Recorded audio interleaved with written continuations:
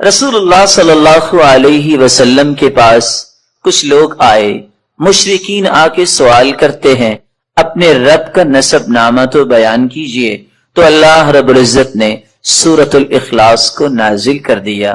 قل هو اللہ احد، کہہ دیجئے وہ اللہ ایک ہے، اللہ الصمد، اللہ بے نیاز ہے، لم یلد ولم یولد، نہ اس نے جنا اور نہ وہ جنا گیا، یعنی نہ اس کی اولاد ہے اور نہ ہی وہ کسی کی اولاد ہے، وَلَمْ يَكُنْ لَهُ كُفُوًا أَحَدٌ، اور نہیں ہے اس کے لیے برابر کا کوئی ایک بھی، وَلَمْ يَكُنْ لَهُ كُفُوًا أَحَدٌ، کوئی بھی اس کا ہمسر نہیں ہے۔ رسول اللہ صلی اللہ علیہ وسلم نے اس سورت کی عظمت کو بیان کرتے ہوئے فرمایا، میرے صحابہ، یہ سورت ثلث القرآن ہے، قرآن کا تہائی حصہ ہے۔ والذی نفسی بیدی، اس ذات کی قسم جس کے ہاتھ میں میری جان ہے، انہا لتعدل ثلث القرآن، یہ سورت اخلاص قرآن مجید کا تہائی حصہ ہے۔ اور دوسری روایت کے الفاظ ہیں، رسول اللہ صلی اللہ علیہ وسلم نے فرمایا، تم میں سے ہر شخص یہ کام تو کر سکتا ہے اگر وہ کرنا چاہے۔ وہ کام کیا ہے؟ تم میں سے کوئی اس بات سے عاجز ہے کہ وہ ایک رات میں تہائی قرآن پڑھ لے؟ ایعجز احدکم ان یقرأ ثلث القرآن فی لیلہ فإنہ من قرأ قل هو اللہ احد اللہ الصمد فی لیلۃ فقد قرأ لیلتہ ثلث القرآن، جو رات کے وقت سورۃ الاخلاص کی تلاوت کر لیتا ہے گویا کہ اس نے قرآن کا تہائی حصہ پڑھ لیا۔ قرآن کے تہائی حصے کا معنی بیان کرتے ہوئے علماء نے یہ بھی لکھا ہے کہ قرآن مجید کے اندر 3 اساسی مقاصد بیان کیے گئے ہیں۔ اللہ کی توحید کو بیان کیا گیا، اللہ کے اوامر اور نواہی کو بیان کیا گیا، اللہ تعالیٰ کے پیارے پیغمبروں اور پھر ان کی قوموں کے اخبار و قصص کو بیان کیا گیا۔ تو سورۃ الاخلاص علم التوحید، توحید کا ایک مرکز ہے، توحید کی حقیقت کو کھولنے والی یہ سورت ہے۔ اس لیے رسول اللہ صلی اللہ علیہ وسلم نے فرمایا، جس شخص کی محبت سورۃ اخلاص سے ہوگی یہ محبت اسے جنت تک لے جائے گی۔ جامع ترمذی کی روایت ہے کہ ایک آدمی اللہ کے رسول صلی اللہ علیہ وسلم کے پاس آیا اور کہنے لگا، انی احب هذه السورہ، اللہ کے رسول صلی اللہ علیہ وسلم مجھے اس سورت سے بہت محبت ہے۔ کون سی سورت؟ قل هو اللہ احد، فقال ان حبک ایاہا یدخلک الجنہ، یاد رکھنا اس سورت کے ساتھ تیری محبت تمہیں جنت میں لے جائے گی۔ یہاں تک رسول اللہ صلی اللہ علیہ وسلم نے فرمایا، من قرأ قل هو اللہ احد 10 مرات بنى اللہ له بیتا فی الجنہ، جو شخص 10 مرتبہ سورۃ الاخلاص پڑھ لیتا ہے اللہ تعالیٰ اس کا جنت میں گھر بنا دیتے ہیں۔ یہی وجہ ہے رسول اللہ صلی اللہ علیہ وسلم نے فرمایا کہ سورۃ الاخلاص قرآن مجید کی بہترین سورت ہے۔ نعم السورتان ہما یقرآن فی الرکعتین قبل الفجر، قرآن مجید کی سب سے خوبصورت صورت ہے جو فجر کی نماز سے پہلے 2 رکعتوں کے اندر پڑھی جاتی ہیں، قل یا ایھا الکافرون اور قل هو اللہ احد۔ بلکہ اس سورت کے الفاظ اللہ کے ہاں اتنا مقام رکھتے ہیں، ان الفاظ کے ساتھ اگر دعا کی جائے تو یہ اس میں اعظم بن جاتا ہے، جو بھی دعا کی جائے اللہ اس دعا کو رد نہیں کرتے۔ رسول اللہ صلی اللہ علیہ وسلم کے صحابی بیان کرتے ہیں، میں رسول اللہ صلی اللہ علیہ وسلم کے ساتھ مسجد میں داخل ہوا، ایک شخص نماز پڑھ رہا تھا اور دعا کر رہا تھا، اللہم انی اسألک بأنی اشہد ان لا الہ الا انت الاحد الصمد الذي لم یلد ولم یولد ولم یکن له کفوا احد۔ ان الفاظ کے ساتھ اس نے دعا کی تو اللہ کے رسول صلی اللہ علیہ وسلم فرمانے لگے، والذی نفسی بیدہ لقد سألہ باسمہ الاعظم الذي اذا سئل به اعطى واذا دعی به اجاب، اس ذات کی قسم جس کے ہاتھ میں میری جان ہے، اس شخص نے اس میں اعظم کے ساتھ دعا کی، اور جو ان کلمات کے ساتھ دعا کرتا ہے، جو بھی سوال کرتا ہے اللہ رب العزت اسے عطا کر دیتے ہیں۔ جو بھی دعا کرتا ہے اللہ رب العزت اس کی دعا کو قبول فرماتے ہیں۔ بلکہ رسول اللہ صلی اللہ علیہ وسلم نے فرمایا جو سورۃ الاخلاص کی تلاوت کرتا ہے اللہ رب العزت اس کے گناہوں کو بھی معاف فرما دیتے ہیں۔ ایک مرتبہ نہیں، آپ نے 3 مرتبہ فرمایا قل یا ایھا الکافرون فقال قد برئ من الشرک۔ ایک آدمی کو قل یا ایھا الکافرون پڑھتے سنا، آپ نے فرمایا یہ شرک سے بری ہو گیا۔ دوسرے شخص کو سنا وہ قل هو اللہ احد پڑھ رہا تھا، فقال غفر له، اللہ رب العزت نے اس کے گناہوں کو معاف کر دیا ہے۔ رسول اللہ صلی اللہ علیہ وسلم کے صحابی سیدنا کعب رضی اللہ تعالی عنہ نے کتنی خوبصورت بات کی، فرمایا کرتے تھے السماوات السبع والارضون السبع، 7 آسمان اور 7 زمینوں کی بنیاد اسست علی هذه السورہ، اس کی بنیاد اس سورۃ اخلاص پر رکھی گئی ہے۔ رسول اللہ صلی اللہ علیہ وسلم نے اسی لیے صحابہ کرام کو اس بات کی نوید سنائی کہ جب ایک شخص سفر میں نکلا، جب بھی وہ نماز پڑھاتا تو سورۃ الاخلاص کی تلاوت بھی کیا کرتا۔ صحابہ کرام نے یہ بات رسول اللہ صلی اللہ علیہ وسلم تک پہنچائی۔ آپ نے سوال کیا میرے صحابی آپ یہ کیوں کرتے ہیں؟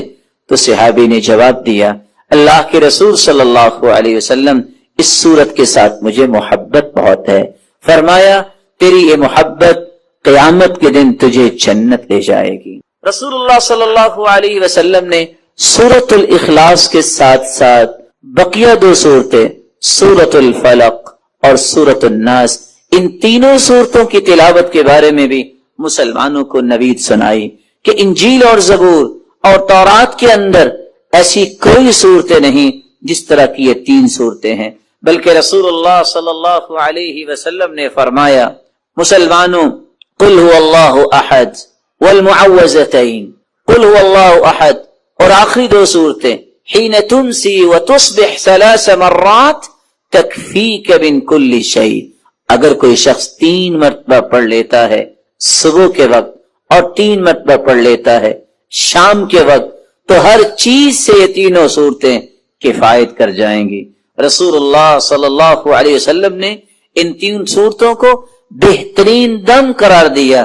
رسول اللہ صلی اللہ علیہ وسلم کی زوجہ مطہرہ صدیقہ بنت الصدیق حبیبۃ رسول اللہ صلی اللہ علیہ وسلم عائشہ رضی اللہ تعالی عنہ فرماتی ہیں ان النبی صلی اللہ علیہ وسلم كان اذا آوى الى فراشه، رسول اللہ صلی اللہ علیہ وسلم جب آرام کرنے کے لیے اپنے بستر کی طرف جاتے کل لیلہ، ہر رات جمع کفی، اپنے دونوں ہاتھوں کو جوڑتے، ثم نفس فیہما، پھر ان دونوں ہاتھوں میں پھونک مارتے، فقرأ فیہما، اور قرآن مجید کی یہ تلاوت کرتے قل هو اللہ احد وقل اعوذ برب الفلق وقل اعوذ برب الناس، ان تینوں صورتوں کی تلاوت کرتے، ثم يمسح بهما ما استطاع من جسدی، يبدأ بهما على رأسه ووجهه وما اقبل من جسدی، يفعل ذلك 3 مرات۔ ان تینوں صورتوں کو پڑھنے کے بعد اپنے ہاتھ میں پھونک کے اپنے سر پہ اور رسول اللہ صلی اللہ علیہ وسلم اپنے چہرہ انور پہ اور اپنے جسم کے سامنے ہی حصے سے اور جہاں تک آپ کا ہاتھ جاتا اپنے آپ کو دم کیا کرتے۔ اس صورت نے ہمیں بہت سارے پیغامات دیے ہیں۔ سب سے پہلا پیغام یہ ہے بندہ مومن وہی اللہ کے ہاں مقرب ہو سکتا ہے، وہی اللہ کا محبوب بن سکتا ہے جو توحید کو خالص کرتا ہے۔ اور سب سے بڑا پیغام اس صورت کا یہ ہے کہ اللہ کی وحدانیت کو قبول کیا جائے، کسی کو اس کے ساتھ شریک نہ کیا جائے، کسی کو ساجی نہ سمجھا جائے۔ دوسرا اس صورت کا پیغام یہ ہے کہ اگر اللہ کے رسول صلی اللہ علیہ وسلم نے فرما دیا تو میری اور آپ کی زندگی کے معمولات میں یہ آ جانا چاہیے کہ میں صبح اور شام اس صورت کی تلاوت کیا کروں۔ اور کبھی مجھے تیسرے پیغام کی طرف بھی ہر وقت توجہ دینی چاہیے کہ اللہ کے رسول کا فرمان جب آ گیا کہ 10 مرتبہ پڑھنے سے جنت میں گھر بن جاتا ہے۔ آج ساری زندگی نوکری کرنے والا گھر کی خواہش لے کے بیٹھا ہوتا ہے، بسا اوقات گھر نہیں بنتا، اس کی قبر بن جاتی ہے۔ لیکن یہ کتنا آسان نسخہ ہے کہ انسان 10 مرتبہ اس سورت کی تلاوت کرے، اللہ اس کا جنت میں گھر بنا دے۔ اور پھر انسان سے تو ہر وقت گناہ سرزد ہوتے ہیں، انسان خطاؤں کا ایک مجموعہ ہے، اس لیے گناہوں کو معاف کروانا یہ بھی ایک مومن کا مطلب اور مقصد ہے۔ اس مقصد کو حاصل کرنے کے لیے سورۃ الاخلاص کی تلاوت کرے، اور جنت کے واجب ہونے کی نوید سننا چاہتا ہے تو اس سورت کی تلاوت اور اس سورت کی فہم اور اس سورت سے محبت کرنا ضروری ہے۔ رسول اللہ صلی اللہ علیہ وسلم نے سورۃ الفاتحہ کے بارے میں کتنی خوبصورت باتیں بیان کی۔ سب سے پہلی بات، رسول اللہ صلی اللہ علیہ وسلم نے فرمایا، والذی نفسی بیدی، قسم ہے اس ذات کی جس کے ہاتھ میں میری جان ہے، ما انزل فی التوراۃ ولا فی الانجیل ولا فی الزبور ولا فی الفرقان مثلها یعنی القرآن، وإنها لسبع من المثانی والقرآن العظیم الذي اعطیته۔ اللہ تعالیٰ نے آسمانی اور الہامی کتابوں میں سے نہ تو تورات میں ایسی صورت نازل کی، نہ انجیل میں ایسی صورت نازل کی، نہ ہی زبور میں ایسی کوئی صورت نازل کی، اور نہ ہی قرآن مجید میں ایسی صورت ہے جیسی اللہ تعالیٰ نے سورۃ الفاتحہ کو نازل کر کے اپنی مخلوق پر انعام کیا ہے۔ یہ 7 آیتیں بار بار پڑھی جانے والی ہیں، یہ ام القرآن بھی ہے، قرآن مجید کی ماں کا درجہ اس کو دیا گیا، ام الکتاب بھی ہے، یہ کتاب اللہ کی ماں کا درجہ دیا گیا اس کو۔ رسول اللہ صلی اللہ علیہ وسلم نے ایک دوسری روایت میں فرمایا کہ سورۃ الفاتحہ یہ ایک بے مثال نور ہے، ایک ایسی روشنی ہے۔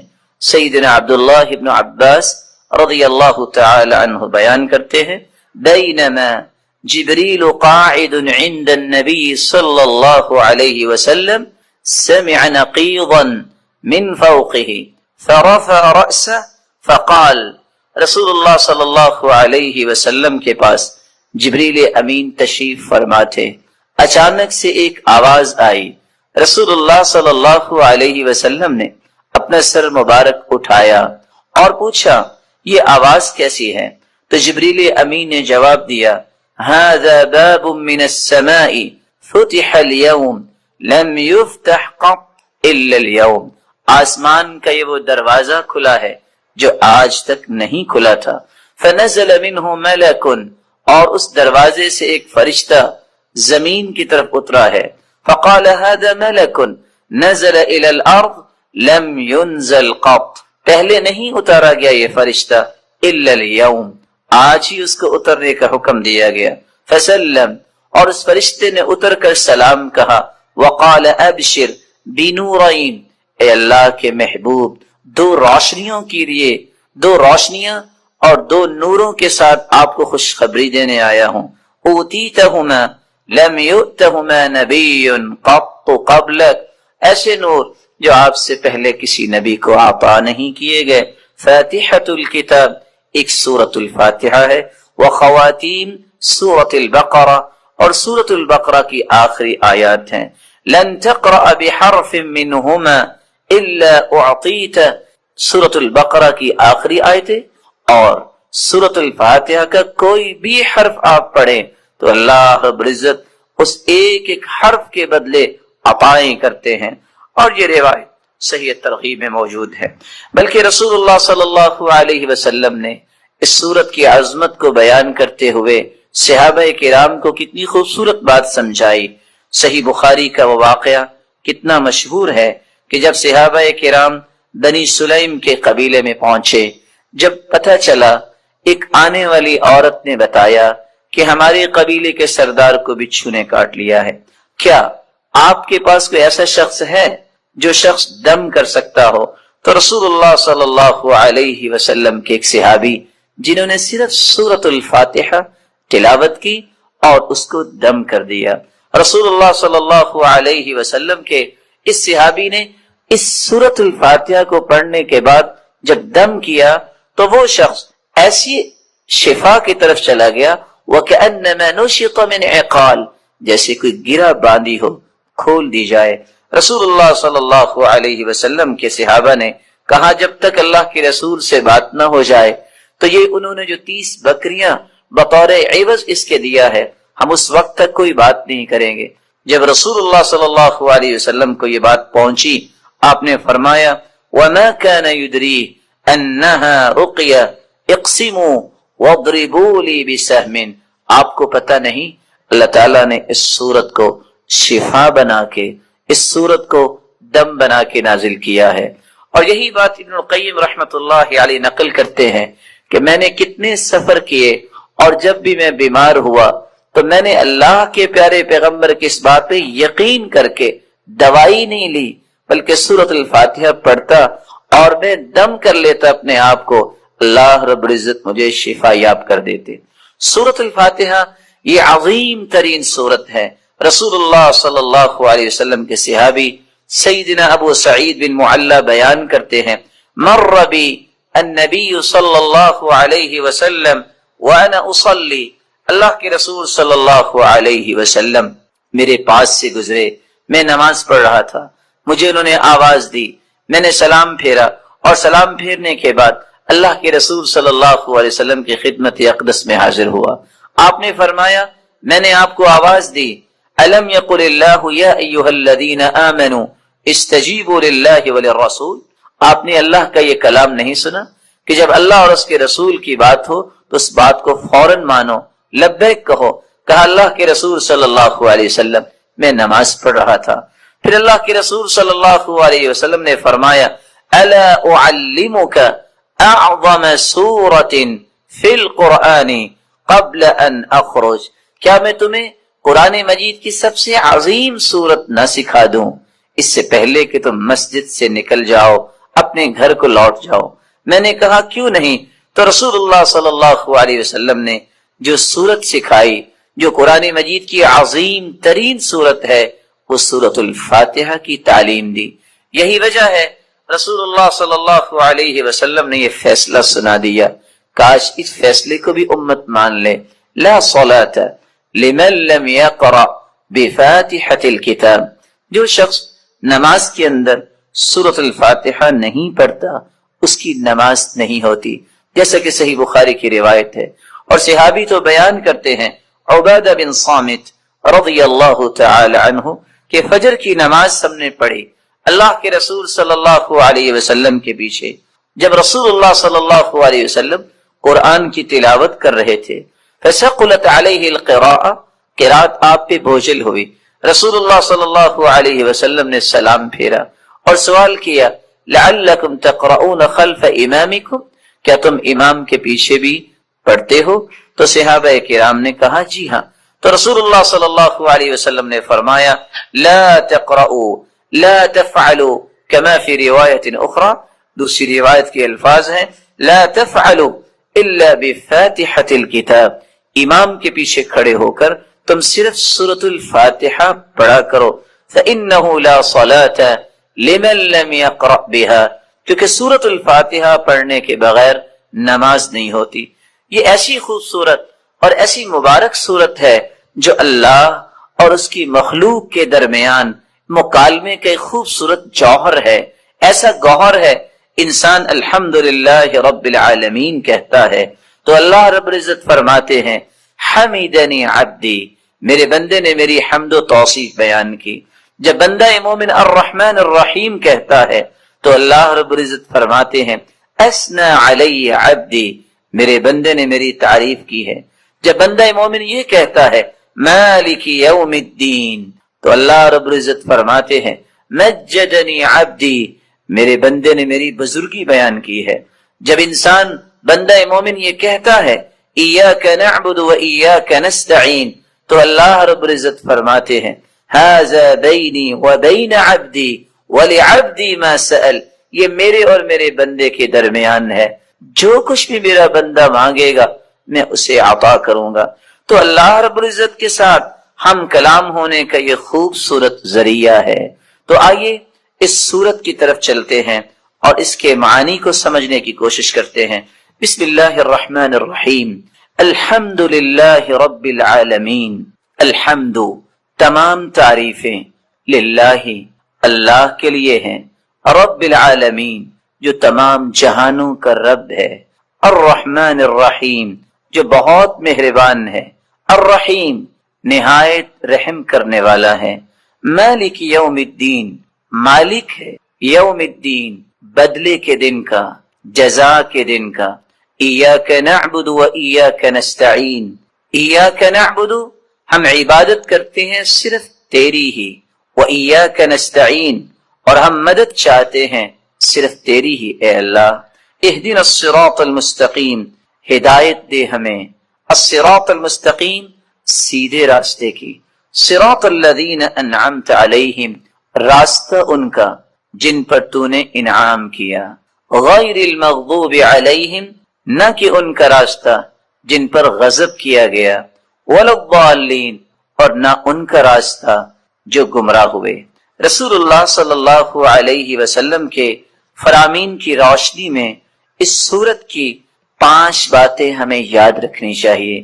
جب رسول اللہ صلی اللہ علیہ وسلم نے فرما دیا کہ سورت الفاتحہ کے بغیر نماز نہیں ہوتی، تو بندہ مومن کو یہ یقین کر لینا چاہیے، آپ کو 10 دلائل کوئی پیش کر دے، آپ کو 10 کو دلائل پیش کر دے، جب تک سورت الفاتحہ آپ نہیں پڑھ لیتے کبھی بھی اس بات پہ اطمینان نہ کیجیے گا کہ میری نماز مکمل ہوئی ہے یا نہیں۔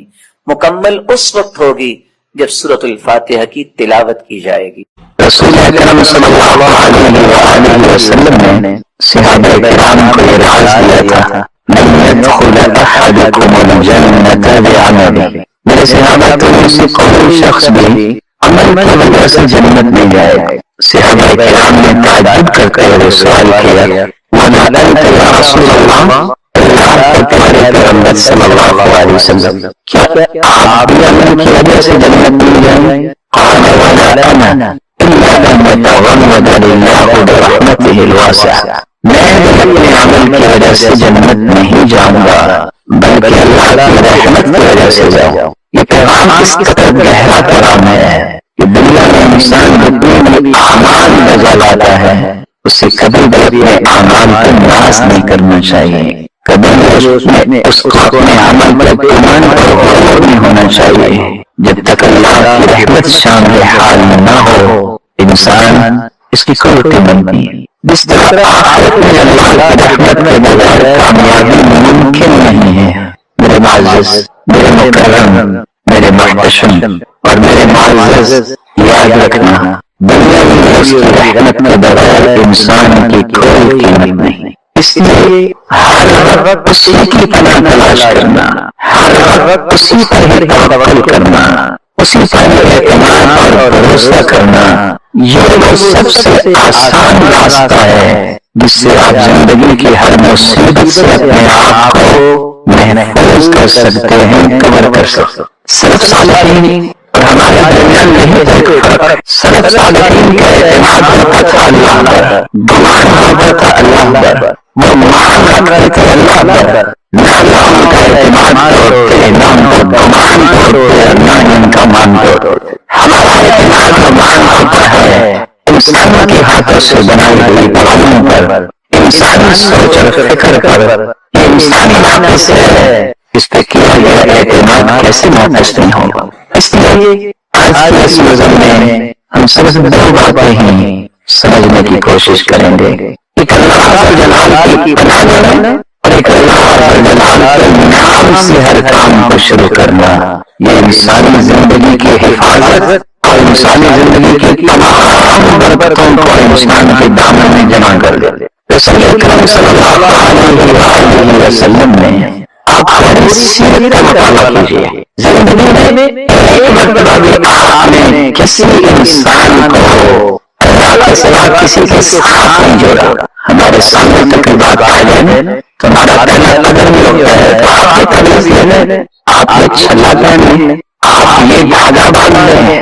رسول اللہ صلی اللہ علیہ وسلم نے جب دین پیش کیا ہے، جب بھی کوئی مشکل آئی ہے کسی صحابی پہ تو رہنمائی کیا گئی ہے اس رب کی طرف رجوع کر، اس رب کی ضمانت اور امانت کو طلب کرو جس نے رب نے ضمانت دے دی۔ جو اللہ کی امانت میں چلا گیا اللہ ذل جلال کی امانت اور ضمانت میں جانے والا کبھی بھی نقصان نہیں اٹھائے گا، اس کی حفاظت بھی پھر اللہ ہی کرتے ہیں۔ آج بڑے سے بڑے معاملات ہو جاتے ہیں، کوئی بڑا آدمی کسی کی ضمانت دے دے تو اس کو دیکھتا ہے، میرے پیارے اور محترم، اس کی ضمانت اللہ ذل جلال کے پاس چلی جائے اس کو نقصان نہ ہو سکتا۔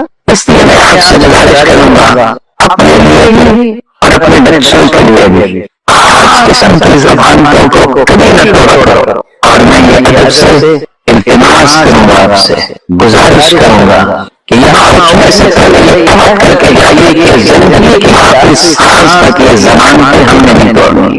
کون سی ضمانتیں؟ جن پانچ ضمانتوں کے ساتھ انسان زندگی کی ہر پریشانی، ہر مصیبت سے، ہر ناکامی سے محفوظ ہو جائے۔ سب سے پہلے ضمانت جس کا رسول اللہ صلی اللہ علیہ وسلم نے ان الفاظ سے بیان کیا ہے، رسول اللہ صلی اللہ علیہ وآلہ وسلم کا فرمان ہے، من صلی الصبح، جو صبح کی نماز پڑھ لیتا ہے، فی جماعت کے ساتھ، من صلی الفجر فی جماعت، اس صبح کی نماز جماعت کے ساتھ پڑھ لے، فہو فی ذمۃ اللہ، وہ اللہ کی ضمانت اور امانت میں چلا جاتا ہے، اس کی حفاظت اللہ کرتا ہے۔ فلا تأخذوا ذمۃ اللہ، مسلمانوں اپنے ہاتھوں سے یہ ضمانت توڑا نہ کرو۔ ایک شخص نے جب جمعے کی نماز میں دیکھا کہ مسجد بھری ہوئی ہے، جب دوسرے دن فجر کی نماز میں دیکھا تو ایک شخص کہا جس دن فجر کی نماز پڑھتے لوگ آگے جتنے جمعے میں تھے تو یقین ہو جائے گا بیت المقدس آزاد ہو گئی۔ مسلمان ہونے کا دعویٰ کرنے والے دنیا میں موجود ہیں، لیکن تو کہہ سکتا ہے کہ 50 کروڑ نمازی ہیں؟ عبادت ہی تو ہماری زندگی کا اصل مقصد و مطلوب تھا۔ اگر انسان کو اپنے مطلوب و مقصود کا ہی پتہ نہیں ہے، زندگی کے مقاصد کا ادراک نہیں ہے، تو دنیا جہان کی کامیابی کو چیلنج کرتا پھرے، اللہ کی یاد اس کی کوئی قیمت نہیں۔ یہی وہ وقت ہے جو ہم سمجھنے سے قاصر رہے، جو صحابہ کو سمجھا گیا۔ ہمارے نزدیک نعمت یہ ہے کہ مال کس کے پاس زیادہ ہے، گھر کس کا بڑا ہے، کاروبار کس کے وسیع ہے، کھانا پینا کس کے پاس زیادہ ہے، جبکہ ابو درداء رضی اللہ تعالیٰ عنہ فرماتے ہیں، من لم يعرف نعمت اللہ علیہ الا لمقامی ونشاطی وقال الحسن ومن نسی، جس بندے کا نظریہ ہو فلان کا کھانا پینا بڑا وسیع ہے، بڑی نعمت ہے، لباس بڑا عمدہ پہنتا ہے، جو صرف کھانے پینے اور لباس کا نعمت سمجھتا ہے، ہدایت اور قرآن اور اسلام کا نعمت نہیں سمجھتا، فقد ضل علمه وحضر عذابه، اس بندے کا علم بھی ناقص ہے اور سمجھ اس کا عذاب بہت قریب آیا ہے۔ یہ صحابہ کی فہم۔ اس لیے اللہ کی پناہ دینا، اپنے آپ اللہ کے حوالے کر دینا، یہ کامیابی کا آسان ترین راستہ ہے، جس سے آپ کو بہت سارے لمبے سفر نہیں کرنے پڑیں گے، بلکہ دوسرے الفاظ میں مخلوق کے سامنے دھکے نہیں کھانے پڑیں گے۔ جس شخص اللہ نے توحید کی نعمت سے نوازا ہے اس سے زیادہ خوش نصیب نہیں۔ توحید اور منہج صحیح نہ ہو در در کے ٹھوکریں کھاتا ہے لیکن چین اسے نصیب نہیں ہوتا۔ رسول اللہ صلی اللہ علیہ وسلم نے سے پہلی ضمانت میں دی ہے صبح کی نماز باجماعت پڑھنے کی عادت بنا۔ صبح کی نماز باجماعت پڑھنے والا کتنا خوش نصیب ہے، اور اللہ سے توفیق دے دے عصر کی نماز بھی باجماعت پڑھے۔ یہ دونوں نمازیں ہیں جہاں فرشتوں کی ڈیوٹیاں چینج ہوتی ہیں، اللہ تعالیٰ فرشتوں کو بھیجتے ہیں اور جب فرشتے واپس جاتے ہیں تو ہمارے الملک سوال کرتے ہیں میرے نام قبلتم، کہاں سے آئے؟ وہ عالم اللہ تو جانتا ہے کہ جو جواب اللہ مجھے علم خلاف اللہ تیرے بندوں کے پاس سے آئے، ایسا کیا کر رہے تھے؟ فرشتوں کا جواب کتنا خوبصورت ہے، کاش یہ جواب میرے آپ کے لیے فرشتے دیں۔ اے اللہ اتیناہم وہم یصلون وترکناہم وہم یصلون، گہرے تب بھی نماز پڑھ رہے تھے، جب آئے ہیں تب بھی نماز پڑھ رہے تھے۔ یہ گواہی ہے جس کے بارے میں فرشتے گواہی دے دیں، دنیا کی کسی گواہی کی کسی کو ضرورت نہیں۔ فرشتے گواہ اور کھڑا فرشتے گواہ اس کے بن گئے، مالک الملک اس سے اپنے انعامات اور جنت سے محروم کیسے کرے؟ من صلى الفرضين دخل الجنة. دوسری روایت کے الفاظ ہیں جو صبح اور عصر کی نماز باجماعت پڑھ لیتا ہے خوش ہو جائے گا جنتی. دوسری ضمانت جو اللہ عز و جل نے عطا کی ہے اس طرح خوبصورت ضمانت ہے. اپنے بچوں کو سکھائیے ہر نماز کے بعد صبح شام یہ معمول بنایا ہے. اگر آپ سچی محبت کرتے ہیں اپنی اولاد سے تو یہ 5 ضمانت آج سونے سے پہلے ان کو بتاتے سوئی. اصل محبت سے یہ ہے ہم سوچتے ہیں کہ ہمارے مرنے کے بعد وہ کیا کریں گے. آپ یہ کیوں سوچتے کہ قیامت کے دن وہ کہاں ہوں گے ہم کہاں ہوں گے. پہلے بات سوچیے. رسول اکرم صلی اللہ علیہ وسلم نے فرمایا من قرأ آیت الکرسی دبر کل صلاة مکتوبہ لم يمنعه من دخول الجنة الا ان يموت. خوش نصیب ہے وہ شخص جو شخص فرض نماز کے بعد آیت کرسی پڑھ لیتا ہے. اس کے اور جنت کے درمیان صرف موت کا پردہ قائم ہے. جس دن آنکھیں بند ہوں گی جہنم سے عذاب اور جنت کا مہمان بن جائے اور شیطان سے اس کی حفاظت ہو جائے. رسول اکرم صلی اللہ علیہ وسلم نے فرمایا جب وہ سیدنا رضی اللہ تعالیٰ عنہ وہ دیکھتے ہیں کہ ایک شخص نماز پڑھ رہا ہے انہیں پکڑ لیا اور وہ شیطان ایک دن 2 دن 3 دن کے کہا چھوڑ دو کل نہیں آؤں گا. پھر دوسرے دن آ گیا پھر تیسرے دن آ گیا. کہا میں آپ ایک بات بتا دیتا ہوں تم رات کو کرسی پڑھ لینا میں صبح تک تیرے قریب نہ ہوں. اللہ کے رسول نے فرمایا صحابہ پر کیا ہوا کہ دل میں دھیان کا جھوٹا ہے شیطان لیکن یہ بات سچ بول رہا ہے. آیت کرسی اس قدر عظیم نعمت ہے اس میں اعظم ہے اور اس میں اعظم کے ساتھ بات کی گئی کبھی اللہ کا کہیں نہیں. اپنے بچوں کو اپنے پاس بٹھا دو صبح شام سے آیت کرسی سنو. چھوڑ دو باتوں کو کہ بچے پڑھ لیں گے. اب بچوں کے پاس ملکیات بہت ہیں.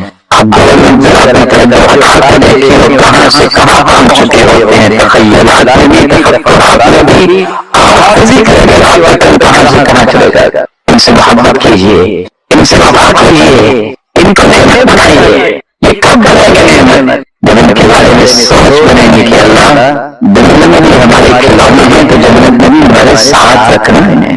رسول اللہ صلی اللہ علیہ وآلہ وسلم نے ایک تیسری ضمانت عطا کی ہے من قام حين يصبح وحين يمسي. جو صبح اور شام میں دعا پڑھ لیتا ہے بسم اللہ الذي لا يضر مع اسمه شيء في الارض ولا في السماء وهو السميع العليم. 3 مرتبہ صبح پڑھ اور 3 مرتبہ شام کو پڑھ لے. رسول اکرم صلی اللہ علیہ وسلم کا فرمان ہے ثم لم يصبه فجأة بلاء. کبھی اس کو کوئی اچانک مصیبت نہیں آئے گی.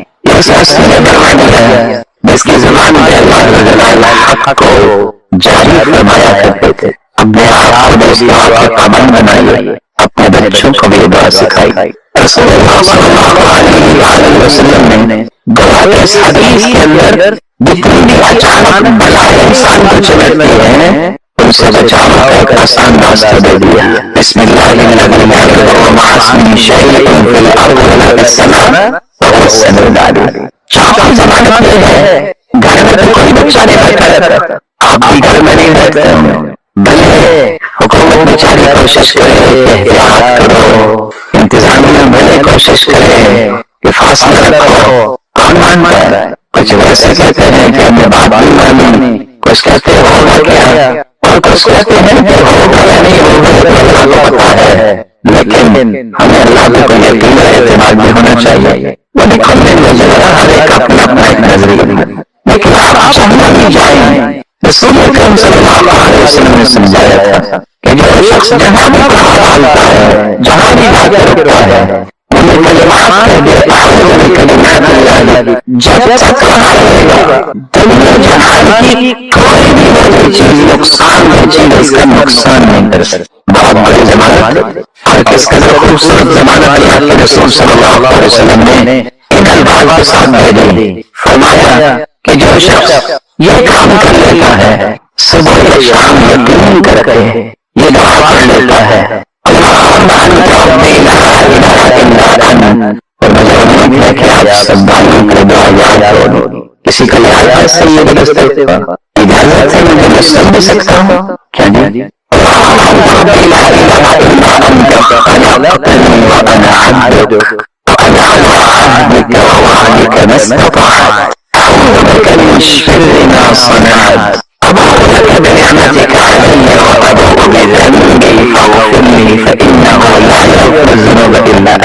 آپ اپنے دل کی بات بتاؤ اللہ کی قسم اتنے پیارے لگے ہیں کہ پڑھنے کے ساتھ خوشی کی امتحان ہے حدیث میں کہتی ہے کہ جو بندہ یقین کر کے صبح کے پڑھے شام سے پہلے پاک ہو جائے یہ جنت ہے شام کو پڑھے اور صبح سے پہلے پاک ہو جائے اگر اس کا یقین ہے اگر رات کے صبح پاک ہو جائے جنت ہے تو 24 گھنٹے کی جنت کی ضمانت ہے باتوں پہ یقین کرنے عمل کرنے کی توفیق عطا فرمائے رسول اکرم صلی اللہ علیہ وسلم نے صحابہ کرام کو یہی تو انداز زندگی سکھایا تھا جس کے نتیجے میں وہ ہم سے فائق ہو گئے فائق کیا ہمارے لیے معیار بنا دیے گئے مقیاس بنا دیے گئے ہر کسی کو معمولی سی تکلیف ہوتی ہے کسی کو پریشانی ہوتی ہے تو اپنی پریشانی اور تکلیف کا مداوع کرنے کے لیے اسے حلال و حرام کی تمیز ختم ہو جاتی ہے اس لیے اللہ تعالیٰ سے دعا مانگنی چاہیے بہت ایسا جو فتنہ ہماری طرف نہ آئے کہ ہم اس فتنے کو برداشت نہ کر سکے اور دین اسلام کا راستہ چھوڑ دیں رسول اکرم صلی اللہ علیہ وآلہ وسلم نے صحابہ کرام کو یہ ادب سکھایا کہ پہلے یقین کرو کہ کوئی تکلیف آئے گی نا تو اللہ کی طرف سے آئے ایک اس کا سبب لگاؤں کبھی تکلیف آئے گی تمہارے اپنے قدم کی وجہ سے وما اصابکم من مصیبت فبما کسبت ایدیکم تمہارے ہاتھوں کی کمائی اور کبھی سبب بنے گا اللہ تعالیٰ نے لکھا ہے کہ تمہارے گناہ کو معاف کرنا ہے تم ابھی سچے دل سے مانتے نہیں ہو لیکن اللہ تم سے محبت کرتا ہے تمہیں یہ دکھ تکلیف بیماری دے کے تمہارے گناہوں کو صاف کرنا چاہتا ہے کبھی سبب یہ ہوگا کہ اللہ کو کوئی محبت ہے آپ سے آپ کی توحید آپ کے اذکار کی وجہ سے کہ اللہ نے ایک جنت میں بہت بلند مقام طے کر دیا ہے لیکن آپ کے اعمال وہاں تک آپ کو پہنچانے کے قابل نہیں ہے لیکن رسول اللہ صلی اللہ علیہ وسلم کا فرمان ہے اللہ جلال اس بندے کو معمولی تکلیفیں دے کے اس جنت کے مقام تک پہنچانا چاہ رہا ہے تینوں باتوں پر غور کریں اس میں اللہ کی طرف سے کوئی ضرور تو نہیں اور سب سے بڑی ناکامی انسان کی وسعت ہوتی ہے جس کو اس نے ہمیشہ کنڈم کیا ہے جب کسی کی زبان کی لفظ آ جائے جو ہمیں کر لیں ہمارے ساتھ برائی ہونا ہے امام غزالی رحمۃ اللہ علیہ کہا کرتے تھے جس شخص کی زبان کے لیے آپ سن لو امام نہیں دیکھے تو رک جاؤ جو بندہ نصیحت نہیں سنتا اور جو اللہ تعالیٰ سے بدزنی کا شکار ہو جائے اس کی امید نہیں ہے کہ یہ شخص درست ہوگا جب تک یہ سچی توبہ کر کے دونوں رویت شروع ہوئے گا کسی نے پوچھا آپ نے اتنی بڑی بات کہہ دی کہا میں نے نہیں کہی میں اپنے اللہ کا قرآن سناتا ہوں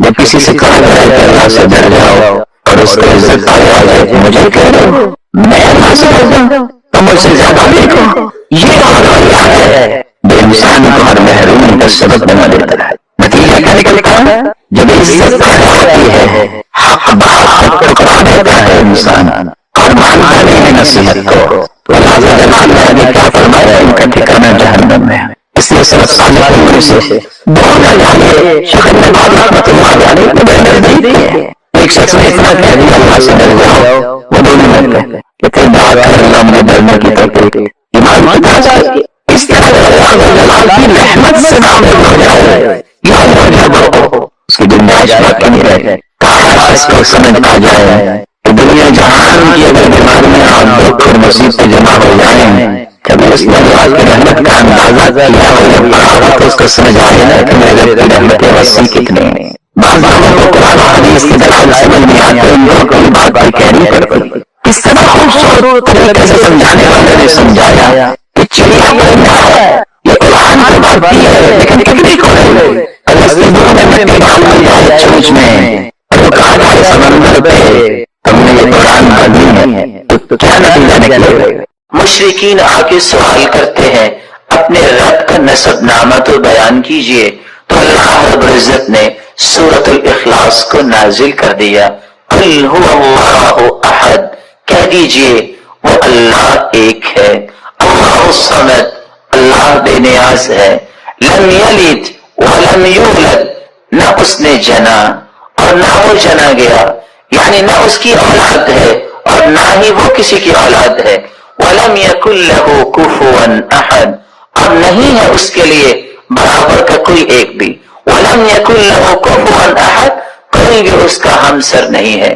رسول اللہ صلی اللہ علیہ وسلم نے اس سورت کی عظمت کو بیان کرتے ہوئے فرمایا، میرے صحابہ یہ سورت ثلث القرآن ہے، قرآن کا تہائی حصہ ہے، والذی نفسی بیدی، اس ذات کی قسم جس کے ہاتھ میں میری جان ہے، انہا لتعدل ثلث القرآن، یہ سورت اخلاص قرآن مجید کا تہائی حصہ ہے۔ اور دوسری روایت کے الفاظ ہیں، رسول اللہ صلی اللہ علیہ وسلم نے فرمایا، تم میں سے ہر شخص یہ کام تو کر سکتا ہے اگر وہ کرنا چاہے، وہ کام کیا ہے؟ تم میں سے کوئی اس بات سے عاجز ہے کہ وہ ایک رات میں تہائی قرآن پڑھ لے؟ ایعجز احدکم ان یقرأ ثلث القرآن فی لیلہ فإنه من قرأ قل هو اللہ احد اللہ الصمد فی لیلۃ فقد قرأ لیلته ثلث القرآن، جو رات کے وقت سورۃ الاخلاص کی تلاوت کر لیتا ہے گویا کہ اس نے قرآن کا تہائی حصہ پڑھ لیا۔ قرآن کے تہائی حصے کا معنی بیان کرتے ہوئے علماء نے یہ بھی لکھا ہے کہ قرآن مجید کے اندر 3 اساسی مقاصد بیان کیے گئے ہیں۔ اللہ کی توحید کو بیان کیا گیا، اللہ کے اوامر اور نواہی کو بیان کیا گیا، اللہ تعالیٰ کے پیارے پیغمبروں اور پھر ان کی قوموں کے اخبار و قصص کو بیان کیا گیا۔ تو سورۃ الاخلاص علم التوحید، توحید کا ایک مرکز ہے، توحید کی حقیقت کو کھولنے والی یہ سورت ہے۔ اس لیے رسول اللہ صلی اللہ علیہ وسلم نے فرمایا، جس شخص کی محبت سورۃ اخلاص سے ہوگی یہ محبت اسے جنت تک لے جائے گی۔ جامع ترمذی کی روایت ہے کہ ایک آدمی اللہ کے رسول صلی اللہ علیہ وسلم کے پاس آیا اور کہنے لگا، انی احب هذه السورہ، اللہ کے رسول صلی اللہ علیہ وسلم مجھے اس سورت سے بہت محبت ہے۔ کون سی سورت؟ قل هو اللہ احد، فقال ان حبک ایہا یدخلک الجنہ، یاد رکھنا اس سورت کے ساتھ تیری محبت تمہیں جنت میں لے جائے گی۔ یہاں تک رسول اللہ صلی اللہ علیہ وسلم نے فرمایا، من قرأ قل هو اللہ احد 10 مرات بنى اللہ له بیتا فی الجنہ، جو شخص 10 مرتبہ سورۃ الاخلاص پڑھ لیتا ہے اللہ تعالیٰ اس کا جنت میں گھر بنا دیتے ہیں۔ یہی وجہ ہے رسول اللہ صلی اللہ علیہ وسلم نے فرمایا کہ سورۃ الاخلاص قرآن مجید کی بہترین سورت ہے۔ نعم السورتان ہما یقرأان فی الرکعتین قبل الفجر، قرآن مجید کی سب سے خوبصورت صورتیں جو فجر کی نماز سے پہلے 2 رکعتوں کے اندر پڑھی جاتی ہیں، قل یا ایھا الکافرون اور قل هو اللہ احد۔ بلکہ اس سورت کے الفاظ اللہ کے ہاں اتنا مقام رکھتے ہیں، ان الفاظ کے ساتھ اگر دعا کی جائے تو یہ اس میں اعظم بن جاتا ہے، جو بھی دعا کی جائے اللہ اس دعا کو رد نہیں کرتے۔ رسول اللہ صلی اللہ علیہ وسلم کے صحابی بیان کرتے ہیں، میں رسول اللہ صلی اللہ علیہ وسلم کے ساتھ مسجد میں داخل ہوا، ایک شخص نماز پڑھ رہا تھا اور دعا کر رہا تھا، اللہم انی اسألک بأنی اشہد ان لا الہ الا انت الاحد الصمد الذي لم یلد ولم یولد ولم یکن له کفوا احد۔ ان الفاظ کے ساتھ اس نے دعا کی تو اللہ کے رسول صلی اللہ علیہ وسلم فرمانے لگے، والذی نفسی بیدہ لقد سألہ باسمہ الاعظم الذي اذا سئل به اعطى وَإِذَا دُعِيَ بِهِ أَجَابَ، اس ذات کی قسم جس کے ہاتھ میں میری جان ہے، اس شخص نے اس میں اعظم کے ساتھ دعا کی، اور جو ان کلمات کے ساتھ دعا کرتا ہے، جو بھی سوال کرتا ہے، اللہ رب العزت اسے عطا کر دیتے ہیں، جو بھی دعا کرتا ہے اللہ رب العزت اس کی دعا کو قبول فرماتے ہیں۔ بلکہ رسول اللہ صلی اللہ علیہ وسلم نے فرمایا، جو سورۃ الاخلاص کی تلاوت کرتا ہے اللہ رب العزت اس کے گناہوں کو بھی معاف فرما دیتے ہیں۔ ایک مرتبہ نہیں، آپ نے 3 مرتبہ فرمایا قل یا ایھا الکافرون فقال قد برئ من الشرک۔ ایک آدمی کو قل یا ایھا الکافرون پڑھتے سنا، آپ نے فرمایا یہ شرک سے بری ہو گیا۔ دوسرے شخص کو سنا وہ قل هو اللہ احد پڑھ رہا تھا، فقال غفر له، اللہ رب العزت نے اس کے گناہوں کو معاف کر دیا ہے۔ رسول اللہ صلی اللہ علیہ وسلم کے صحابی سیدنا کعب رضی اللہ تعالی عنہ نے کتنی خوبصورت بات کی، فرمایا کرتے تھے السماوات السبع والارضون السبع، 7 آسمان اور 7 زمینوں کی بنیاد اسست علی هذه السورہ، اس کی بنیاد اس سورۃ اخلاص پر رکھی گئی ہے۔ رسول اللہ صلی اللہ علیہ وسلم نے اسی لیے صحابہ کرام کو اس بات کی نوید سنائی کہ جب ایک شخص سفر میں نکلا، جب بھی وہ نماز پڑھا تھا تو سورۃ الاخلاص کی تلاوت بھی کیا کرتا۔ صحابہ کرام نے یہ بات رسول اللہ صلی اللہ علیہ وسلم تک پہنچائی۔ آپ نے سوال کیا، میرے صحابی آپ یہ کیوں کرتے ہیں؟ تو صحابی نے جواب دیا، اللہ کے رسول صلی اللہ علیہ وسلم اس سورت کے ساتھ مجھے محبت بہت ہے، فرمایا تیری یہ محبت قیامت کے دن تجھے جنت لے جائے گی۔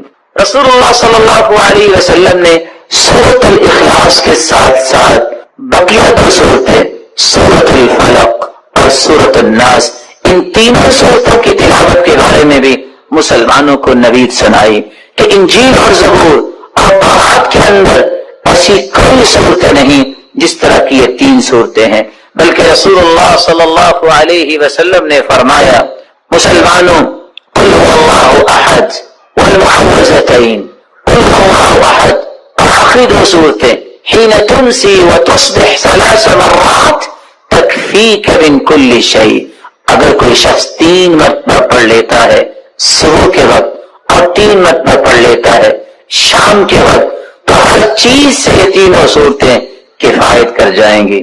رسول اللہ صلی اللہ علیہ وسلم نے ان 3 صورتوں کو بہترین دم قرار دیا۔ رسول اللہ صلی اللہ علیہ وسلم کی زوجہ مطہرہ صدیقہ بنت الصدیق حبیبۃ رسول اللہ صلی اللہ علیہ وسلم عائشہ رضی اللہ تعالی عنہ فرماتی ہیں ان النبی صلی اللہ علیہ وسلم كان اذا آوى الى فراشه، رسول اللہ صلی اللہ علیہ وسلم جب آرام کرنے کے لیے اپنے بستر کی طرف جاتے کل لیلہ، ہر رات جمع کفیہ، اپنے دونوں ہاتھوں کو جوڑتے، ثم نفس فیہما، پھر ان دونوں ہاتھوں میں پھونک مارتے، فقرأ فیہما، اور قرآن مجید کی یہ تلاوت کرتے قل هو اللہ احد وقل اعوذ برب الفلق وقل اعوذ برب الناس، ان 3 صورتوں کی تلاوت کرتے، ثم يمسح بهما ما استطاع من جسدی، يبدأ بهما على رأسه ووجهه وما اقبل من جسدی، يفعل ذلك 3 مرات۔ ان 3 صورتوں کو پڑھنے کے بعد اپنے ہاتھ میں پھونک کے اپنے سر پہ اور رسول اللہ صلی اللہ علیہ وسلم اپنے چہرے انور پہ اور اپنے جسم کے سامنے حصے سے اور جہاں تک آپ کا ہاتھ جاتا اپنے آپ کو دم کیا کرتے۔ اس صورت نے ہمیں بہت سارے پیغامات دیے ہیں۔ سب سے پہلا پیغام یہ ہے بندہ مومن وہی اللہ کے ہاں مقرب ہو سکتا ہے، وہی اللہ کا محبوب بن سکتا ہے جو توحید کو خالص کرتا ہے۔ اور سب سے بڑا پیغام اس صورت کا یہ ہے کہ اللہ کی وحدانیت کو قبول کیا جائے، کسی کو اس کے ساتھ شریک نہ کیا جائے، کسی کو ساجی نہ سمجھا جائے۔ دوسرا اس صورت کا پیغام یہ ہے کہ اللہ کے رسول صلی اللہ علیہ وسلم نے فرما دیا تو میری اور آپ کی زندگی کے معمولات میں یہ آ جانا چاہیے کہ میں صبح اور شام اس صورت کی تلاوت کیا کروں، اور کبھی مجھے تیسرے پیغام کی طرف بھی ہر وقت توجہ دینی چاہیے کہ اللہ کے رسول کا فرمان جب آ گیا کہ 10 مرتبہ پڑھنے سے جنت میں گھر بن جاتا ہے. آج ساری زندگی نوکری کرنے والا گھر کی خواہش لے کے بیٹھا ہوتا ہے، بسا اوقات گھر نہیں بنتا، اس کی قبر بن جاتی ہے. لیکن یہ کتنا آسان نسخہ ہے کہ انسان 10 مرتبہ اس سورت کی تلاوت کرے، اللہ اس کا جنت میں گھر بنا دے. اور پھر انسان سے ہر وقت گناہ سرزد ہوتے ہیں، انسان خطاؤں کا ایک مجموعہ ہے، اس لیے گناہوں کو معاف کروانا یہ بھی ایک مومن کا مطلب اور مقصد ہے. اس مقصد کو حاصل کرنے کے لیے سورۃ الاخلاص کی تلاوت کرے اور جنت کے واجب ہونے کی نوید سننا چاہتا ہے تو اس سورت کی تلاوت اور اس سورت کی فہم اور صحیح ترغیب کی روایت 1668 رسول اللہ صلی اللہ علیہ وسلم نے فرمایا اول الناس بی یوم القیامہ اکثرهم علی صلاۃ، قیامت کے دن سب سے پیارا اور قریبی میرے وہ ہوگا جو سب سے زیادہ مجھ پہ درود بھیجنے والا. بلکہ اللہ کے رسول صلی اللہ علیہ وسلم نے فرمایا تھا ابخل الناس من ذکرت عنده فلم يصلی علی. بخیل تو دنیا میں بہت ہے، لیکن سب سے بڑا بخیل کسی نے دیکھنا ہے تو وہ ہے جس کے پاس میرا تذکرہ ہو اور پھر وہ درود نہ بھیجے. یہاں رک کے میں ایک گزارش کروں گا بڑوں سے بھی اور چھوٹوں سے. کچھ تو اللہ کے رسول کے دشمن ہیں کافر، کچھ ایمان لانے کے باوجود بھی دشمنی کرتے ہیں کیونکہ اللہ کے رسول کی بات نہیں مانتے اور آپ کے وزیروں اور مشیروں کو برا بھلا کہتے ہیں، یہ بھی دشمنی ہے اللہ کے رسول. اور کچھ لوگ چاہتے نہ چاہتے بھی بخیلی کر جاتے ہیں اور بخل کرنے والوں کے صف میں کھڑے ہو جاتے ہیں اور اپنے آپ کو نیک بھی کہتے ہیں. آپ پوچھیں گے وہ کیسے؟ اپنا نام آئے گا تو 4 سال کے 4 لاکھ کے ایم اے پاس ہے، بی اے پاس ہے، اور یہ ماسٹر کیا ہے، یہ ایم فل کیا ہے، پی ایچ ڈی کی ہے. اس کے بغیر نام لکھنا بولنا سننا پسند ہی نہیں ہے. سرتاج رسول صلی اللہ علیہ وسلم کا نام آئے گا تو کیا ڈال دیں گے؟ سواد. بخیل ہے. تیری زبان کی سب سے بڑی سعادت یہ ہے، تیرے قلم کی سب سے بڑی سعادت یہ ہے اس زبان کی نوک پہ بھی آئے محمد رسول اللہ صلی اللہ علیہ وسلم. اس سے بڑی سعادت کیا ہے قلم کی؟ وہ ساری دنیا کی باتیں لکھ لے، اللہ کے ذکر کے بعد محمد مصطفیٰ کا نام آئے تو صلی اللہ علیہ وسلم نہ کہے، سعادت کیسے؟ خوش بختی ہے. تو میں بات اگلی کرنے سے پہلے ایک وعدہ لینا چاہوں گا، اگر اس وعدے پہ ہم سب پختہ ہو جائیں تو آج کی مجلس اس کا فائدہ ثابت ہو جائے گا. کون ہے جو آج کے بعد جب بھی لکھے گا وہ صاد یا صلح نہیں لکھے گا بلکہ پورا لکھا کرے گا صلی اللہ علیہ وسلم؟ کون وعدہ کرتا؟ آپ اہل علم میرے، آپ کو ان باتوں کا خیال کرنا چاہیے. کچھ لوگ سارا کچھ لکھیں گے، بسم اللہ الرحمن الرحیم نہیں لکھیں گے، 786 لکھ دیں گے. ان مسکینوں سے پوچھو 786 بنتا کیسے ہے؟ آپ جب حوض حقی کو بھی نکالیں تو 786 بنا کے دکھائیں. آداب کا علم جو ہے اس میں بھی دیکھیے.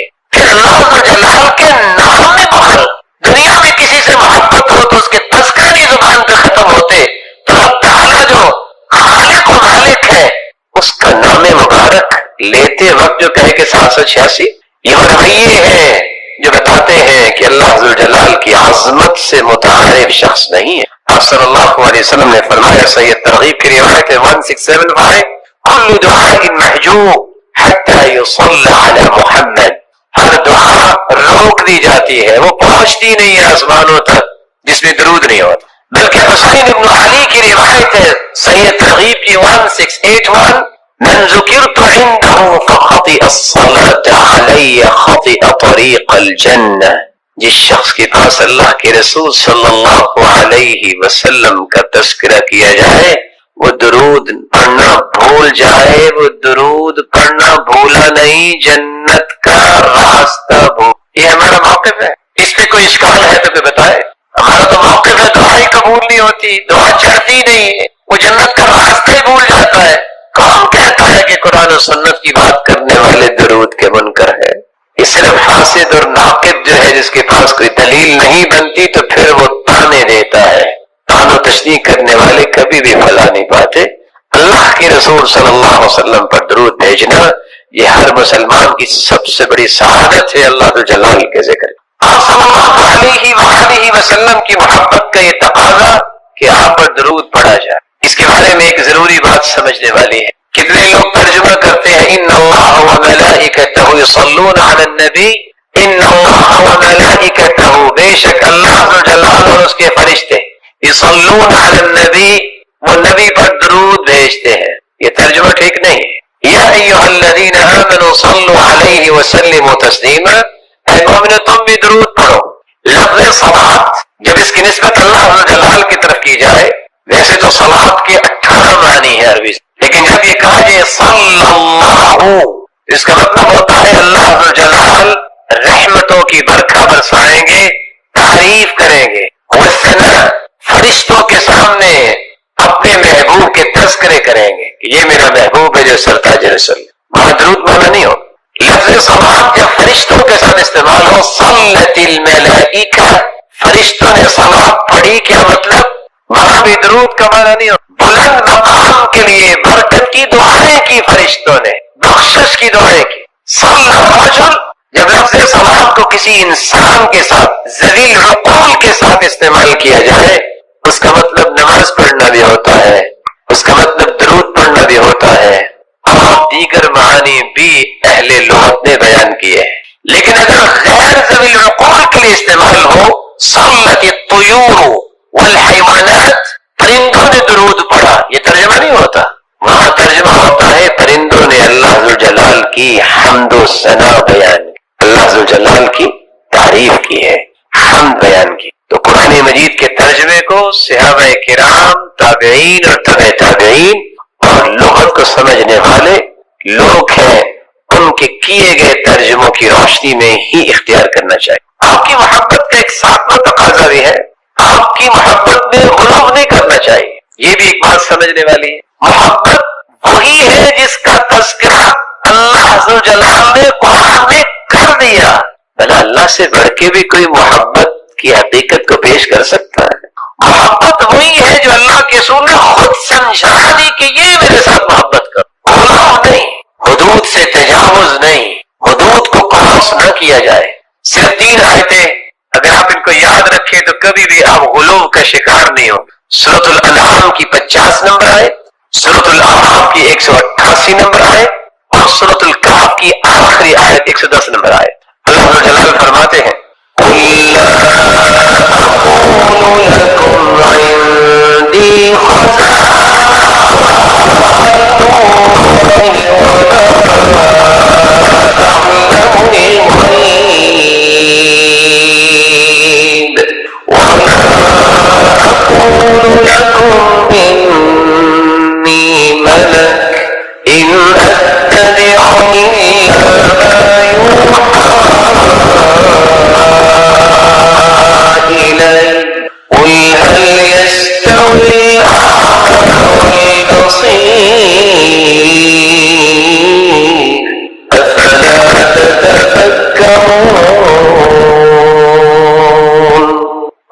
أَقُولُ لَكُمْ عِندِي خزائن اللہ. میں بڑی محبت کے ساتھ، ادب کے ساتھ، احترام کے ساتھ یہ پیغام پہنچانا چاہتا ہوں ان مسلمانوں تک بھی جو محبت کا دعویٰ بھی کرتے ہیں اور اس آیت کی روشنی میں محبت کے زاویوں کو اختیار نہیں کرتے، غلو کرتے. کیا کہتے ہیں کہ خزانوں کا مالک ہے تو اللہ کا رسول نہیں. میرے محترم، خزانوں کے مالک اللہ ذو جلال ہے، کیونکہ اللہ ذو جلال نے اعلان بھی کروایا ہے تو اسی ہستی سے.